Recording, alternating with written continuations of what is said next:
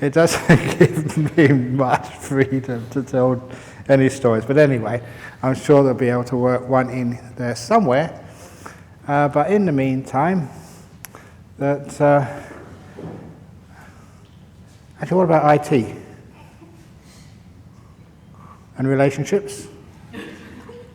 We're just talking at tea time with the monks the other day, and I told the story of this fellow. He was walking down the road, and he heard this frog speak. And the frog said, "I'm not a real frog. I'm this beautiful princess. Some wicked witch put a spell on me and turned me into a frog. If you would just give me one kiss, then I'll turn into a beautiful princess and do whatever you want." And this guy picked up the frog and put it in his pocket. And then a few minutes later, the frog getting a bit upset, saying, "Hey, haven't you kissed me yet? And I'm a beautiful princess, I'm not a frog. Kiss me and I'll do whatever you like, anything." And he looked at it and put it back in his pocket. And after another couple of minutes, the frog said, "Look, please, I don't like being a frog. Kiss me and I'll turn into this beautiful princess, I'll marry you, do whatever you want, and I promise I'll never argue with you." And he took out the frog and said, "Listen, I'm in IT. I've got no time for relationships, but a talking frog is really cool."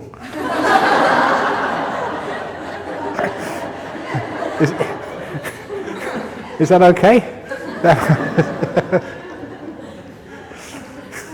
Anyway, back to the talk. I'm supposed to be talking about insight, not jokes this morning. But the insight into jokes, the reason why jokes are funny is there's a lot of truth in them. And what we're laughing upon is ourselves, laughing upon our own stupidity, which means we don't take things seriously. That's why I don't mind telling jokes and funny stories during meditation retreats or other talks, because you're highlighting parts of human nature which for some people could get you angry. And instead of responding with anger, we respond with laughter. And it's a much more wise response.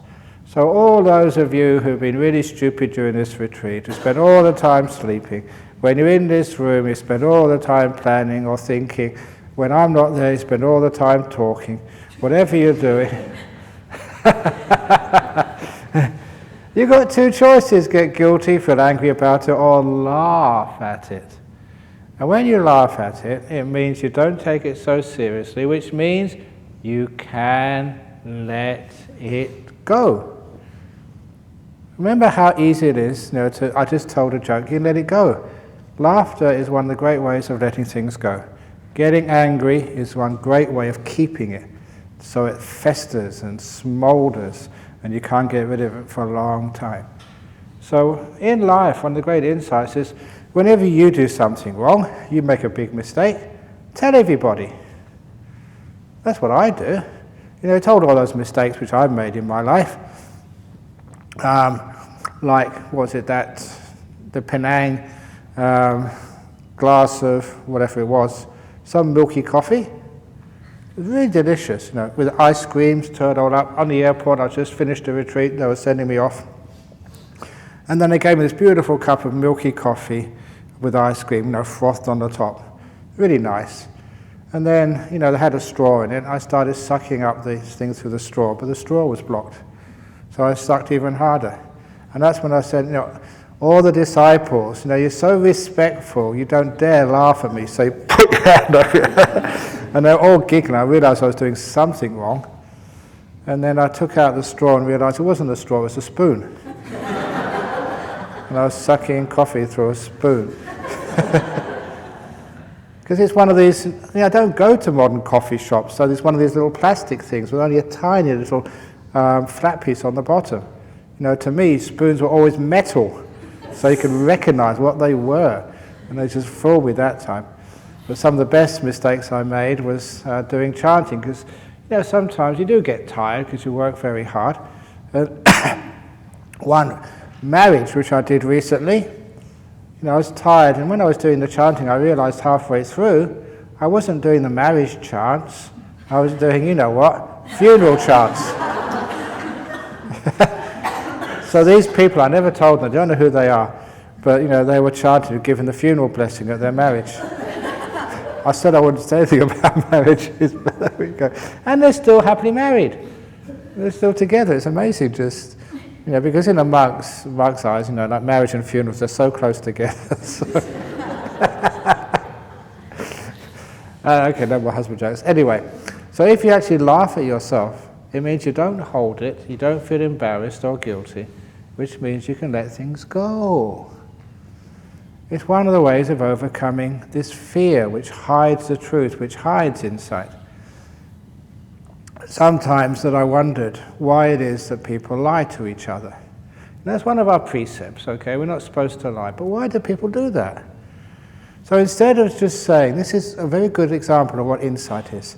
Instead of just using, I'm going to restrain myself, I'm going to be mindful, I am never going to lie again, I'm going to keep my peace, I'm always going to tell the truth. Can that work? It never does work. Even if you may be a good Buddhist, you keep the 5 precepts, you may be an EXCO member of the BGF or the BF. Nevertheless, from time to time, you lie. Why is that? And one of the stories which made it very clear to me was there was a case, a trial in the United States, and this guy was up for murder. And in that particular state, in the United States, murder still carried the death penalty. So if he was convicted, he would be electric chair. So during his testimony, it became very obvious he wasn't really telling the full truth. And so the judge interrupted and warned him. He said, "Sir, during a trial you have to tell the truth. Do you not know the penalties for perjury, which is lying under oath?" And the defendant says, "Yes, Your Honor, I know the penalties for perjury, and they're much less than the penalty for murder." Which is why he lied, because it was less of a penalty for him. Now, do you understand why many people lie in our modern world? Because the penalty is less than if you tell the truth. You get into more trouble if you tell the truth, which is why people decide they have to lie. So, when you understand the causes, the only way to overcome the preponderance of people telling lies in our world, especially in your family, like your kids, how can we stop them lying? The only way is to make it that it's less of a penalty for telling the truth than it is for lying, no matter what you've ever done. So as long as, if you tell the truth, it's less penalty, you're encouraging people to tell the truth. But now, if you tell the truth to your partner, if you tell the truth to your boss, if you tell the truth to your parents, too often you get scolded or punished, which means it's not worth telling the truth. And it is fear of punishment drives the truth underground. Whether that's in politics, in business, or in a family. Fear of telling the truth. Which is, again, one of the other stories. Years ago, this young girl came up to me. She had been coming to our temple since she was very, very small. It was actually just yesterday, on Tuesday. This girl came, she's 23 now. She said her grandparents used to bring her to the temple when she was 4 or 5. And she still remembered the same old jokes I said. It's a very happy time for her. She remembered especially the story of the talkative tortoise, which is in Open the Door of Your Heart. And she's a 4 or 5-year-old girl at the time, and that's what's always stuck in her mind, with very happy memories of coming to the temple. So like some of these kids, they come to the temple when they're very, very young, and they grow up with you, so they trust you. You're almost like a godfather for them. You're just another member of the family. So this girl, I don't know how old she was, 17, 18 or something, she came up to me and said, "I'm in big trouble, I'm pregnant." And I said, "Have you told your mum and dad yet?" And she said, "No, that's the point. They'll kill me if they found out, which is why I want you to tell them for me." Because the parents respected me and I could get her, off the death penalty. But after that, obviously I did that and got her out of trouble. But I always thought afterwards, what a terrible thing that is, that children are scared to tell their parents because they think they'll be punished. And especially when it's such an important thing for them. They're at a time when they really need their parents more than any other time. It could be like your son gets in trouble with the police, with drugs or whatever. And he's so afraid, he will hide it. Maybe he'll tell his other friends who have a fat lot of good, they want their parents to give them a hand.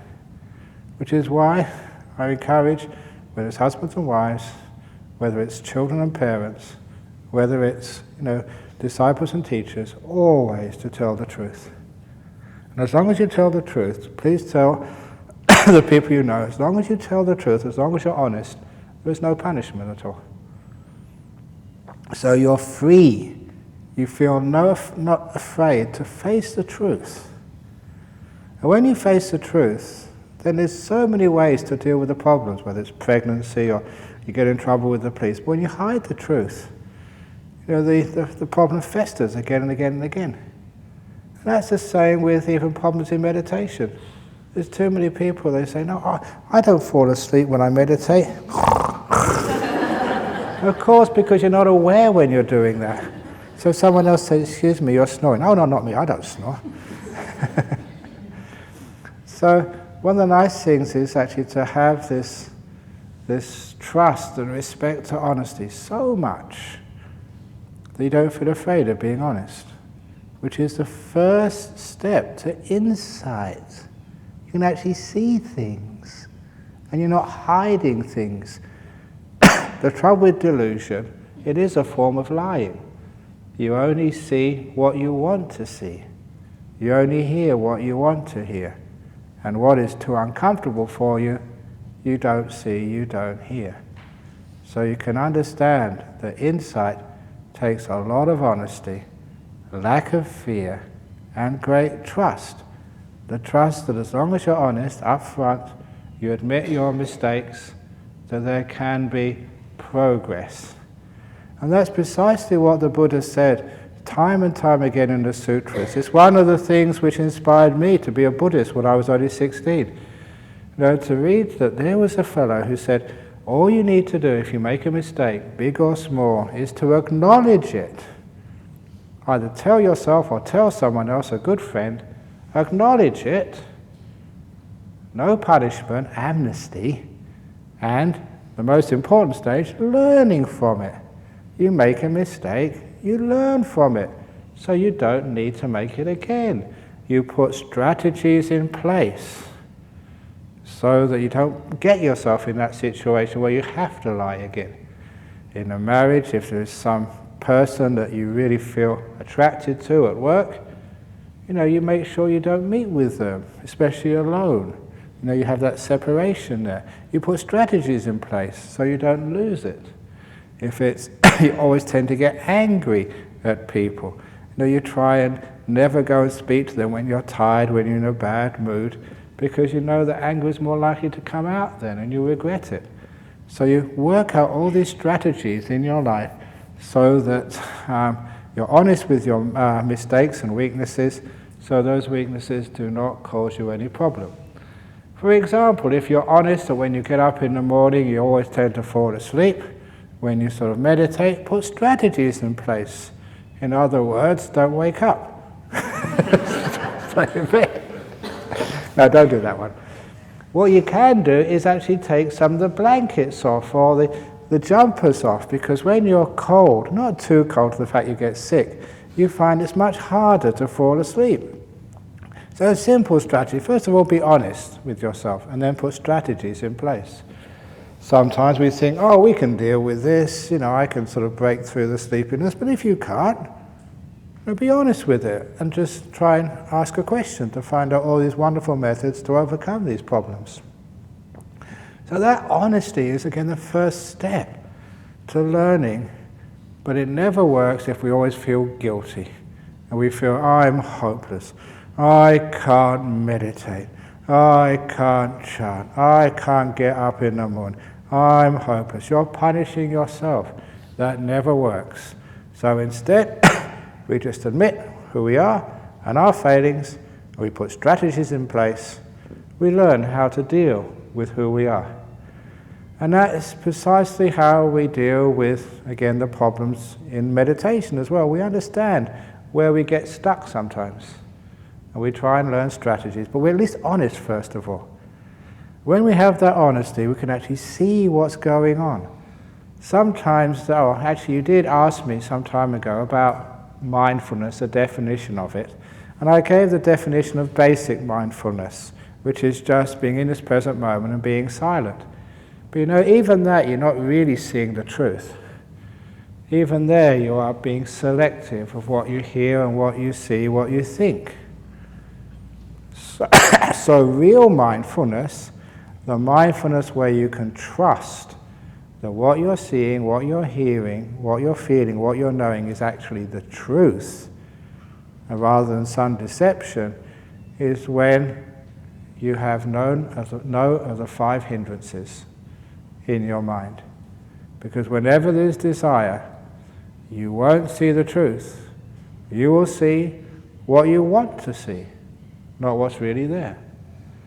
Which is sometimes why, because people are deluded, they buy lottery tickets. And why do people buy lottery tickets?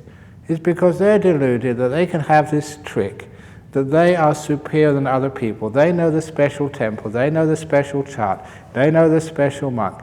And if they do this little ceremony, that they can beat the odds. It's amazing how many people think that they are different and special. They can go to the casino or to horse racing and they can win. See, that's the conceit of stupidity. They're only seeing what they want to see, and of course they keep losing. Or we get this terrible anger which we have, which also distorts the truth. The ill will.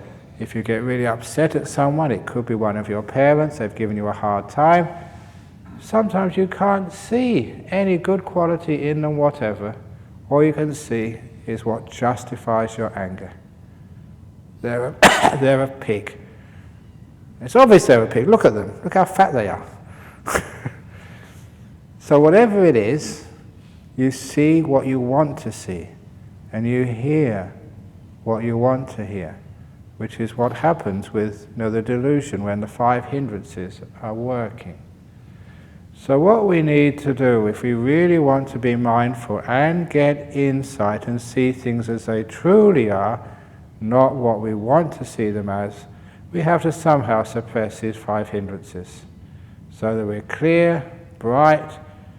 You know that old story, I can't help but it's going somewhere with relationships. You know that old story about, I say, where do people fall in love? If you've got a husband or a wife, or you had one, where did you fall in love? It was usually on somewhere romantic, such as a nightclub, or even better, a candlelit dinner.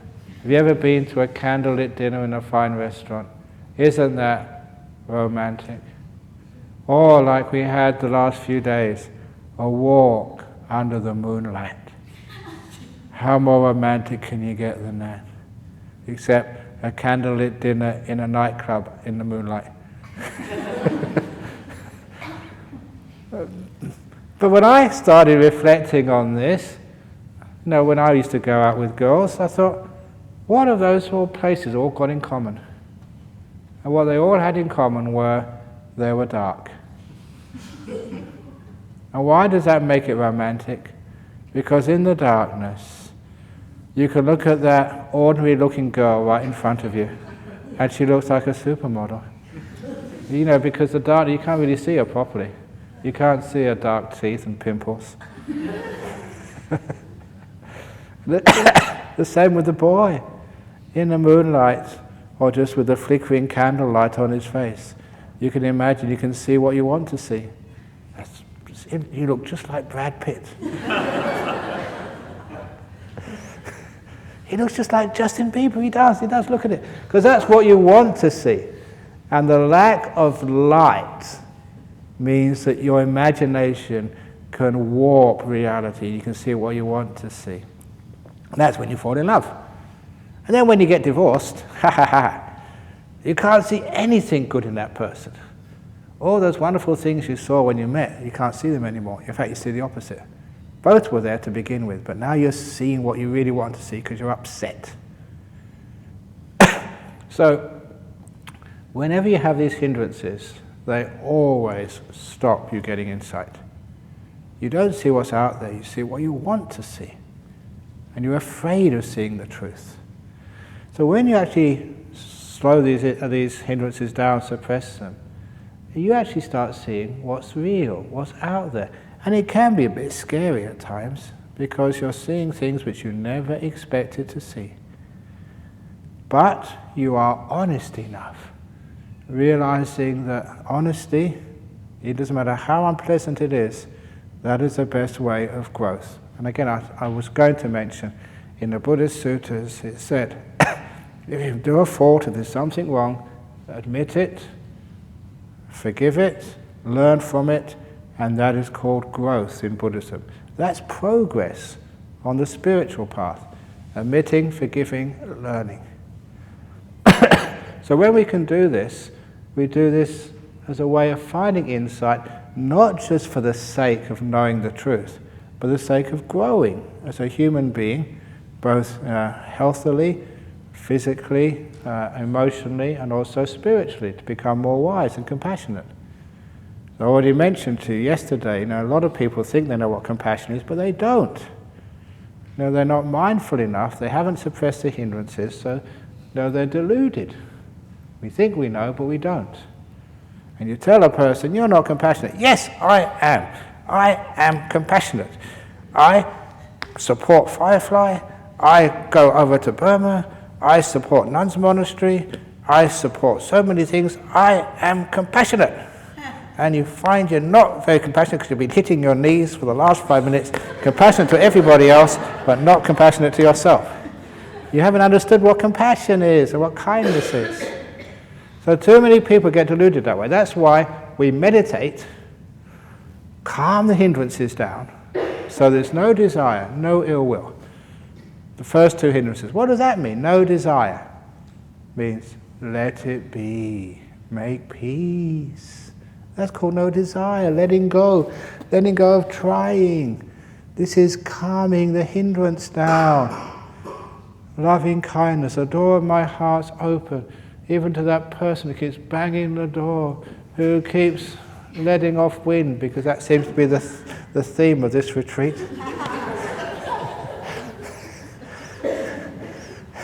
My door of my heart's open to all of these people. Now that's overcoming the second hindrance. And the making peace stops the restlessness. Sloth and torpor, that just goes by itself if you do the other three. And doubt, the first hindrance I talked about. Understanding what is really good and what is worthwhile, what is part of this path. When you understand all of that, these hindrances vanish, but especially the first two, desire and ill will. That's what bends the truth. Which is why I've been teaching for years. It's just like you ask Ajahn Sudatta and Ajahn Brahmali and all these Western monks, we all agree on this, that you need to calm the mind out of those 5 hindrances before you have a chance to do insight meditation. There's actually no such thing as insight meditation before you can have insight. Without stillness, without calming these hindrances, if your mind is still restless, if there's still desire and ill will, you can never really see things truly. You think you do, that's part of delusion. And one of the signs that you've seen things is you don't have too many desires, or you don't get upset or angry, which is why I said that's how we test out if a person's got enlightened or not. Try and make them angry. I was talking about this in monastery at tea time, and they say how you can find out if a person's enlightened is whether they put jam on their toast. Shows they've got desire.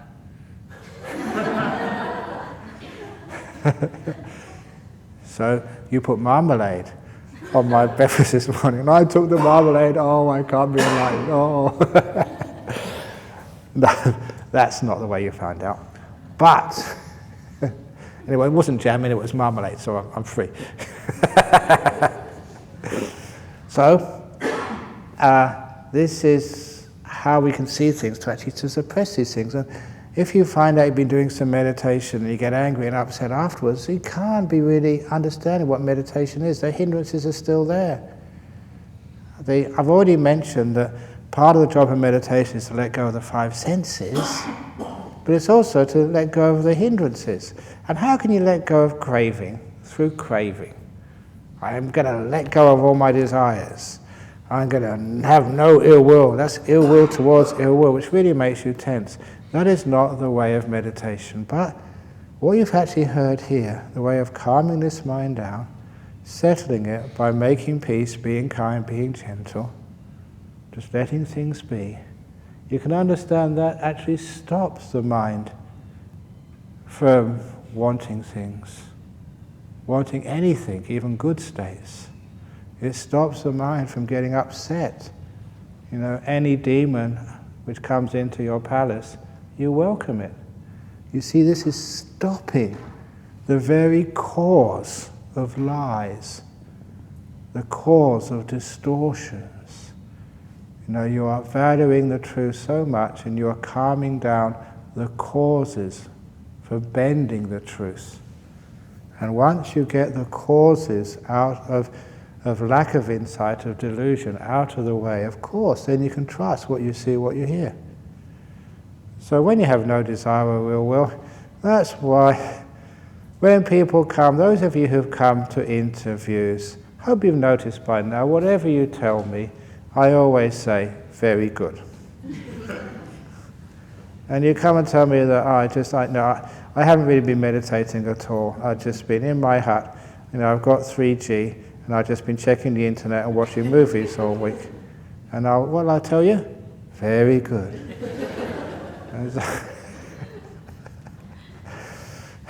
And the monks over in Bodhinyana recognize that. They say it's so easy to give interviews following the Ajahn Brahm method. Whoever comes in there says, I've just been a psychopath, I've just killed the other person in the room, just say, very good. I've just become enlightened, very good. And you've heard me do that, some of you, so why do I do that? Again, because you want to encourage people to actually bring up the truth. To have none of this ill will coming from me and feelings of guilt. I know some of these Zen masters, even in an interview, they have a big stick next to them. That's really scary. But apparently they stopped doing that because when I was in Hong Kong a year or two ago, in Hong Kong there's many monks coming over from mainland China and having breakfast together and gossiping, just like you gossip, monks gossip as well. I know what's going on. And he told this incredible story. He said, in one of the big Zen monasteries in mainland China, one of the teachers is quite well known in China. He was teaching a retreat, and one of these women came up for the interview, and she obviously gave the wrong answer, and he hit her with the Zen stick. That's tradition in Zen monasteries. But she called the police on her cell phone and had the monk arrested for assault. And the priest said, I don't care whether it's Buddhist tradition, been done for thousands of years or not. This is modern China, you can't do that. So they took the monk to jail. So we can't do that anymore.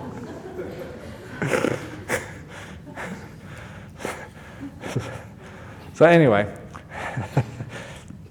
so that's why, but if you did have a Zen stick or something, you'd just be answering out of fear. There wouldn't be no honesty, no insight coming out. You'd be afraid of the truth.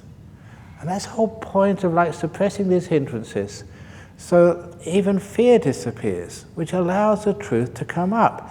Yesterday I mentioned that talk I gave at the BF many years ago where Sun Han, the president, couldn't sleep at night. It was just too scary for him. Because that's what scariness does, it actually suppresses the truth. And I am going to say about ghosts now, because please, this is not a scary story, this is actually the truth. The truth is, ghosts are more scared of you than you are of them. That is the truth. Of course, we don't like to admit that, but if ever you do really get some powers and can be able to see ghosts, they will run away. because you've understood them. They are lower beings. You're a much higher being. I compare it to the mouse and the elephant. I've never seen this, but people tell me that elephants are afraid of mice. That's ridiculous. The elephant is a huge being. How can a mouse do any harm to an elephant? But still the elephant's afraid. And to me that's the same case. How can a ghost do any harm to you? It's just like the mouse and the elephant, that's what it is. If the elephant wanted to, squash, and that's the end of the mouse. The mouse couldn't do that to the elephant. Same with you, you can squash ghosts if you ever want to. Now that's the truth. But you've got to overcome your fear to see the truth, which is one of the biggest problems of insight. It takes a lot of courage. Sometimes, again, people ask me, because they know enough about Buddhism, about where is, in Ajahn Brahm's method of meditation, where is this important factor, number 6 of the Eightfold Path, called right effort? Because you're telling us to sit here and do nothing. Where's the effort? Surely you've got to sit here, you've got to fight the defilements, you've got to conquer the mind, you've got to make the mind concentrated, you've got to do this and do that, you've got to have effort. And you're just saying, if you want to sleep, go and sleep. If you want to watch the internet, that's very good. If you want to talk, even though there's supposed to be no silence, okay. Where's the effort? Now where the effort is, again, the actual word in Pali is called virya. And a long time ago, I noticed there's a connection between virya and viro, which was the Pali word for a hero. It just means like heroics. And the word of a hero in those days, which was the days of military and agriculture, so most of the similes are either about armies, generals, or agriculture, paddy fields. And it was called a hero because whether it was a heroic elephant or horse or soldier, they would be willing to sacrifice everything with no fear for their own safety, for the cause, for their king. And that made it very clear what this right effort is. It's not the effort to attain, but the effort to sacrifice everything, especially your life, but not really your physical life, your sense of self and who you are. That is the right effort in Buddhism, the virya, which is part of the path. It really is that great courageous act to let go. And of course many of you have found it very difficult to let go because you haven't had enough courage yet. There's still that little bit of fear left. You're not willing to sacrifice everything.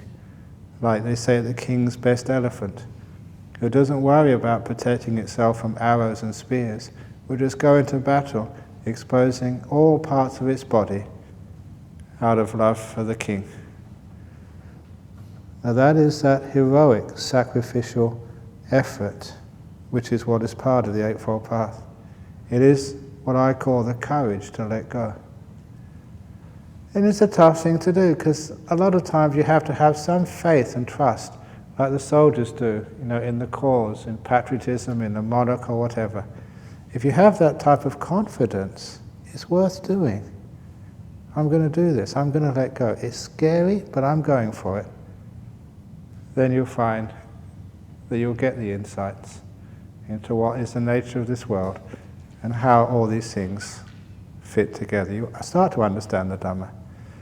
So it takes a bit of courage. So how does that courage actually work in practice, in your meditation? You get this wonderful insight that you come across barriers in meditation and you don't want to go further. It's not that you haven't got the understanding, it's not you haven't got the energy, you're just too afraid to go to that next step. Fear is one of the great underlying barriers to progress in meditation. It's not that you can't, it's just you don't want to. It's not you can't watch the breath, but you don't want to. There's a fear there of what would happen if I did. So what you usually do, you follow the method of the little kid who goes to the swimming pool for the first time in its life. This little kid has only just learned to walk on solid ground. Now his mother or father takes him to a swimming pool, and that's really strange stuff. It's always moving, it's not solid. So you can imagine, just imagine how scary that would be for a kid to be faced with water. So what the mother does, the kid's not going to go in, it's going to be screaming. The mother takes its foot and just dips her toe in and takes it out. That's okay, that's actually quite nice. Put her foot in, wiggle it around, take it out, that's all right. Then a leg, put it in, take it out. Then 2 legs, sitting on the edge. That's fun. And then the mother pushes it in, and it goes all the way in.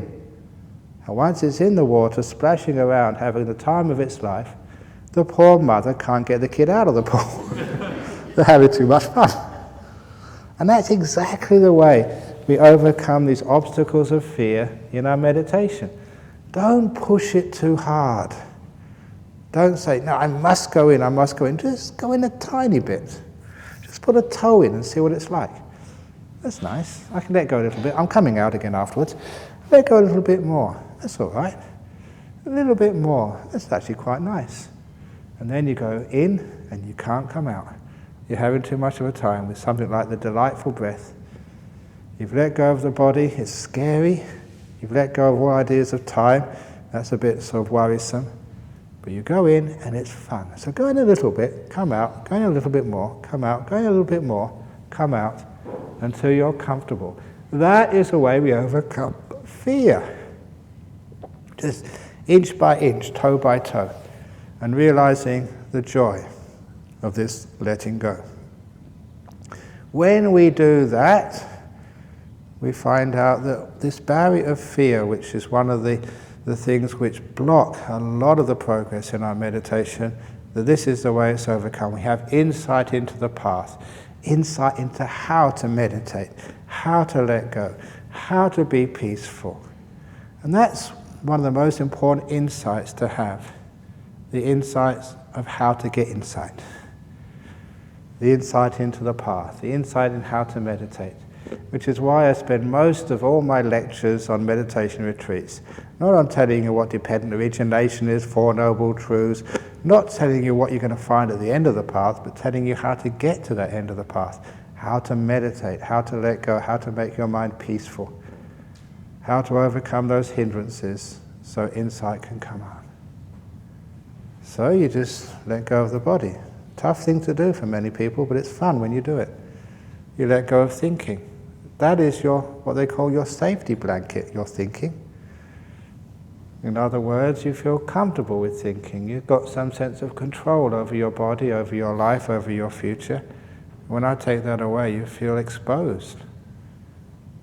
But you let go of thinking a little bit more, it feels good.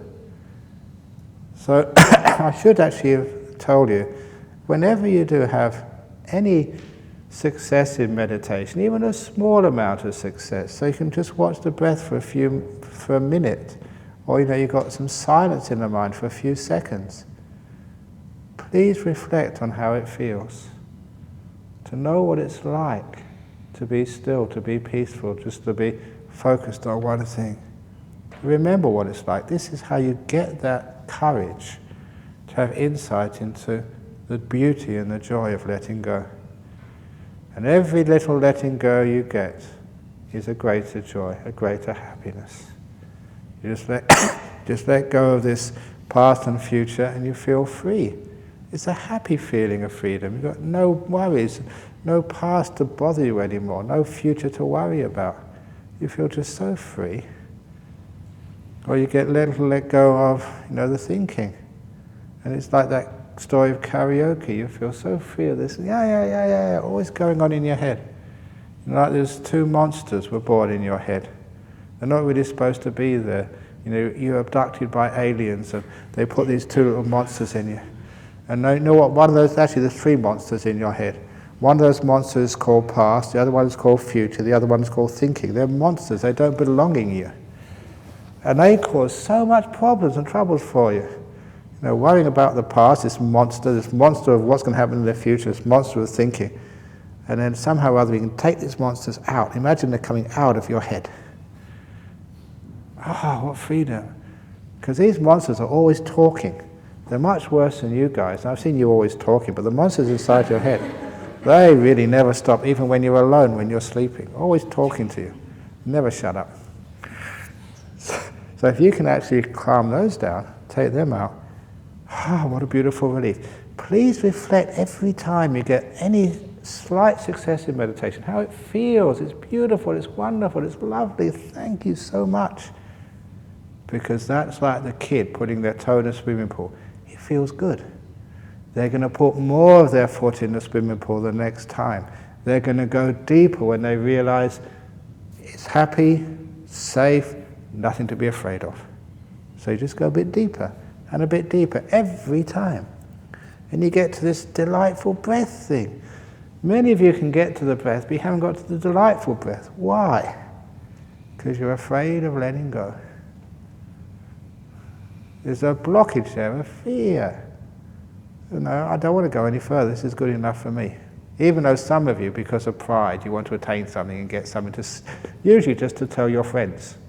Because you know what happens after the retreat? You know, you go back home on the plane, say, what did you do?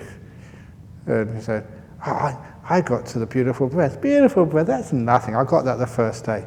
I got to nimittas. Nimittas, oh, come on. I got to Jhana. It reminds me of the story of the 4 Catholic women. Here we go. This is not about husbands. It's not about brothers or ghosts. This is about sons. Is that okay? Okay, very good, about sons. So these 4 women were having a cup of coffee. And one of them, they were good friends. And one of them was boasting about their son. He said, my son, he got ordained as a Catholic priest today, or yesterday. I'm so proud of him. Because when women see him, they bow their heads and they call him father, even though he's only 23. I'm so proud of him.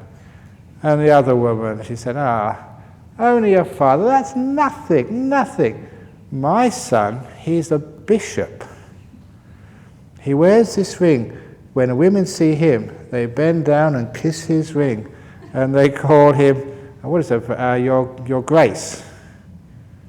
And the third woman sipping her coughing sniff. My son was a bishop years ago. He is now cardinal. Where women come to the room, they get on their knees and they call him your eminence. And the last woman was just sipping her coffee.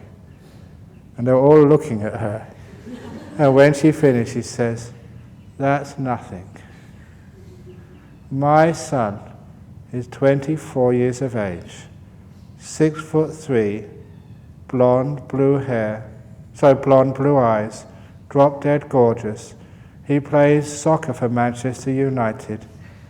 Whenever any girl sees him, they drop to the ground and say, oh my God, my God, my God.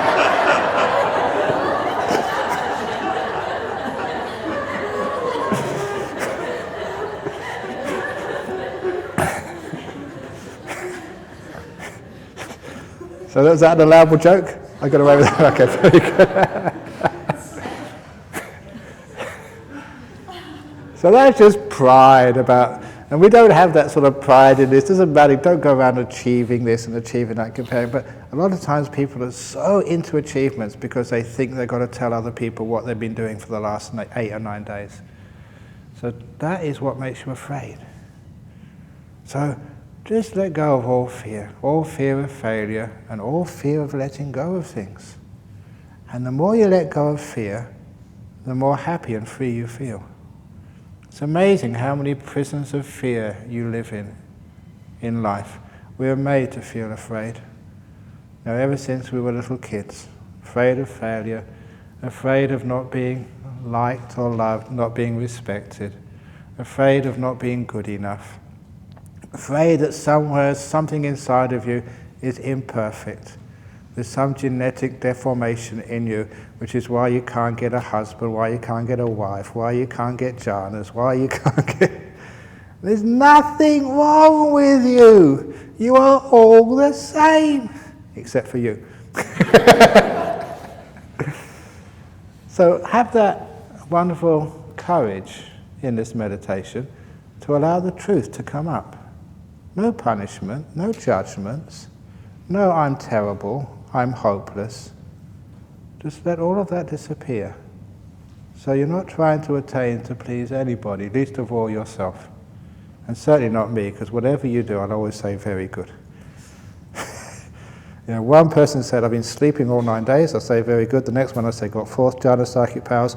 Today I got fully enlightened. I'll give exactly the same response, very good. I promise. And you do that so you don't judge people. And they said judging causes a fear. It's the fear which hides the truth, which stops insight arising. So no judgments, no fear, which means you have this beautiful sense of self-sacrifice, courage, just to see what happens. Which means the meditation gets very, very deep, very easily. You just let go, see what happens. And again, sometimes you do have some weird experiences. People sometimes talk about their weird experiences. I love weird experiences. Because life as a monk is sometimes so boring. You're not allowed to watch movies. You're not allowed to see the TV. So, it can be quite boring sometimes when you see like the walls melt like chocolate. Wow, that's really nice. You're meditating, you feel your body start to expand. We have these nimittas of these psychic jewels with Hindu monks. That's so much fun. So anything weird which happens in your meditation, enjoy it. Get into it, because there's this time in meditation. I'm really going all around the place now, but this is basically on insight. This is that time in meditation where the body is starting to disappear, and it's almost like pre-nimitta, or just a very complicated nimitta stage when the body disappears, when you can start to have all these little visions. The mind is just playing around. So you're not just seeing one light, you can see all sorts of scenarios playing out, and that's when sometimes people feel that they are rising into the air, or their bodies expanding, or like Ajahn Chah's simile, which he wrote about, his body exploding, like a liver over here and a heart on another part of the tree. That's really weird, but that's really cool. It's really interesting. It never really exploded. He came out of meditation, everything was in its right place again. It wasn't like an autopsy. It was just these wonderful visions which you have in meditation. I call it just the mind, it's like becomes free from all these constraints which you have, telling you how to see and how to view things and how to hear things. We're so constrained by our cultural upbringing. And at this particular stage, you're really letting go of all those cultural indoctrination, those boundaries which you've learned, only to see things in one way. And they can see things in ways which are really weird. To me, it's really important to have those experiences, enjoy them, and just to show you, you can see things in totally different ways. Walls don't have to be solid. You don't have to be just the same size. You can go thinner, you can go fatter, all sorts of stuff. It's just the way you're perceiving it. You are not going crazy. You don't need to be taken back to Singapore in a straitjacket. You don't need any medication. This is the natural way that the mind enjoys a little bit of freedom from the constraints of perception. You have these wonderful experiences. So don't be afraid. Enjoy them to the max. Usually they only last about 5 minutes, if less. It's a shame because they get really interesting sometimes. And then you can just calm down. You usually get beautiful nimittas after that. But the point is, never be afraid. Because this meditation is perfectly, 100% absolutely safe. The only dangers in meditation is when you do those meditations with force. And I've seen too many victims, they really force their mind. I'm going to really watch the breath. I'm going to focus. I'm going to sit here with 100% effort. That's dangerous, because sometimes that some people's minds are fragile, and that's too much for them, and they break, they crack. But this type of meditation, which is so peaceful and calm and gentle and kind, you've got absolutely no worries. This is the safest way you can spend an hour, or 2 hours, or 10 hours, or whatever. 100% good. So you don't have to be afraid. So when those things happen, be courageous, let them happen. What it's showing you, you're getting the insight into just how conditioned, how narrow is the human perception. We just can't see wide enough to see the truth. We're just like the horses, they're blinkered, they're only allowed to see a certain type of truth. You can understand with the people of different religions, always thinking that my religion is the truth, my politics is the only way, my way of doing things is the only way. They're just so narrow. And what's happening here, all those blinkers are taken off so the mind can just play, explore into weird stuff. And then it finishes. So that's important just to understand how perception works. And it's not you, it's just perception playing around. It settles down and comes to normal afterwards, but you have a great time. And the next thing which happens, of course, you get these incredible nimittas, and they are scary. The reason they are scary, sometimes the insight, why? You have this beautiful light, incredible bliss, why doesn't it stay? And it's because, it's to stay there, you have to let go of your controlling. This little thing inside of you, a lot of people, you have been hurt, each one of us has been hurt sometimes, and the response to being hurt is that we want to control in our immediate environment because we've been hurt too many times already. So we react by being more of a control freak. The more pain a person has had in their life, usually the more controlling they become. And after a while, one gets to trust other people, relax and let go.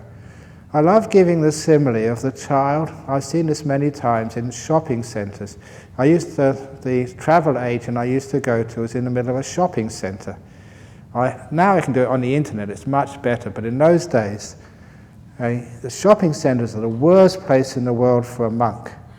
And mostly because just such coarse sounds and smells and sights. And if you've been in a monastery, it's just so jagged and so hard, like being pricked by all this sensory input. It's really nasty. So I had to go in there because the travel agent was right in the middle. So I was at the gates, head down, straight ahead to get until you got into the travel agent. But I did sometimes see these women, they had a baby in their arms and a shopping trolley and their handbag in their other arms, trying to negotiate, busy shopping centres, bumping into all sorts of people. And that baby was fast asleep. And I couldn't imagine, how can a baby go to sleep like that when it's in imminent danger of being bumped, dropped onto the hard floor? If I was being carried, I would never be able to go to sleep. I'd be worried sick. I'd be so anxious. But that baby trusts its mother 100%. I really mean 100%. It knows it's not going to be dropped. So it can go fast asleep with not a care or a fear in the world. I always say that's a type of trust which we need to develop in meditation. A 100% trust to let go and allow yourself to disappear so you're not controlling at all. The Dhamma will look after you. That will actually make you go very peaceful. It will always protect you. Which means that when this beautiful nimitta comes up, don't be afraid of it. Mummy Dhamma is holding you and you will not fall. You'll be fine. And that means that nimitta can actually stay with you for a long periods of time. Fear is a problem. Fear comes from control. Control comes from a sense of self. And you get insight into that. And these are insights which not just get you into really deep meditation. It answers the other question which is often in the box in the evening. Yeah, but what happens when I go home and have to go to work? What happens when you go to work? You know much more about how to let go. You know especially how to live without fear, how to not control. You've been doing that in the meditation and it works. You actually try that with the people who work with you. Instead of trying to control them, you work with them. If there's a problem in the office, some terrible boss who's always giving you a hard time, instead of trying to figure out ways to get rid of the guy, you say, "Welcome, boss. thank you so much, Mr. Monster, for coming to visit my palace.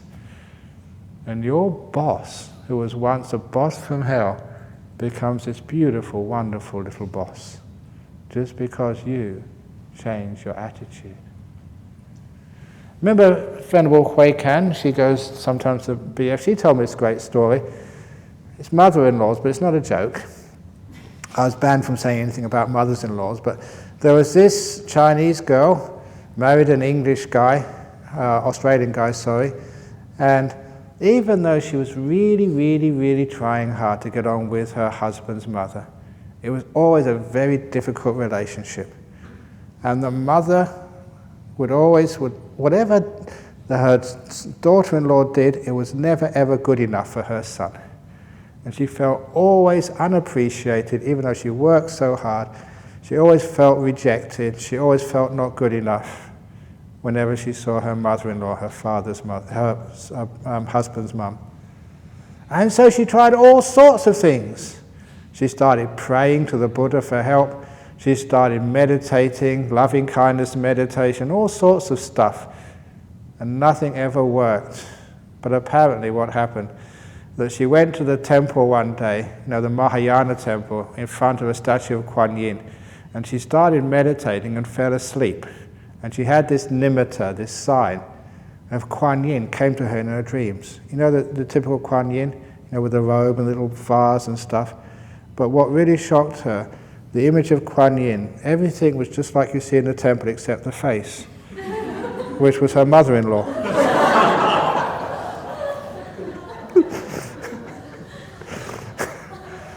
And that was the solution. When she came out, she remembered that image, and every time she saw her mother-in-law, she imagined, the body of Kuan Yin around her. And so she related to her mother like Kuan Yin. And within a couple of months, the relationship totally changed, and her mother-in-law loved her, and she loved her, and they had this beautiful relationship again. So that's how you can do with your boss. Imagine a boss's face with a beautiful Kuan Yin image. If you're not a Mahayana Buddhist, with a beautiful Ajahn Brahm sort of smile. It totally changes. So this is a changing of your perceptions, how you look at these things. So what you actually learn here with messing around with your perceptions actually works when you get back home. Yeah, you can't meditate as deep there as you do here. But when you get home, there's an incredible amount of insights you learn in this path of meditation, which quite naturally you will apply to your life.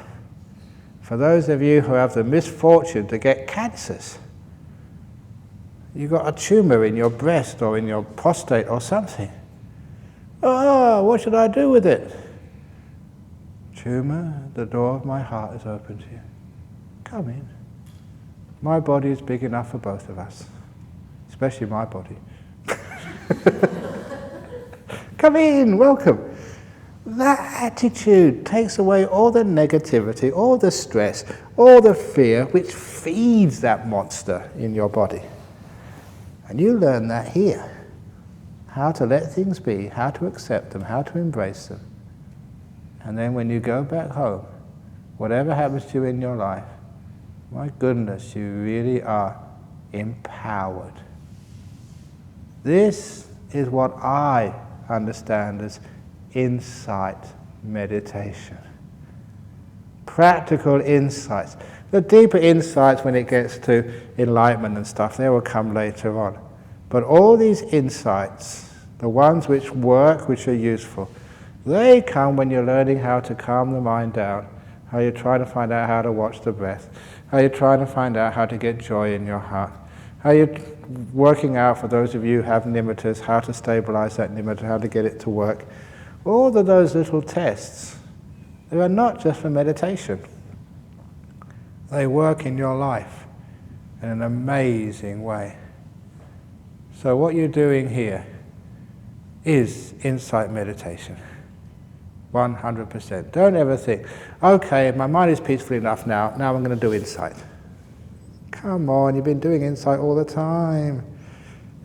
This is all insight meditation, understanding your mind, your body, how it works, and how to deal with it, and these amazing ways of overcoming fear, overcoming control, letting things be, being kind, being gentle, the importance of peace, and that works so well in your everyday life.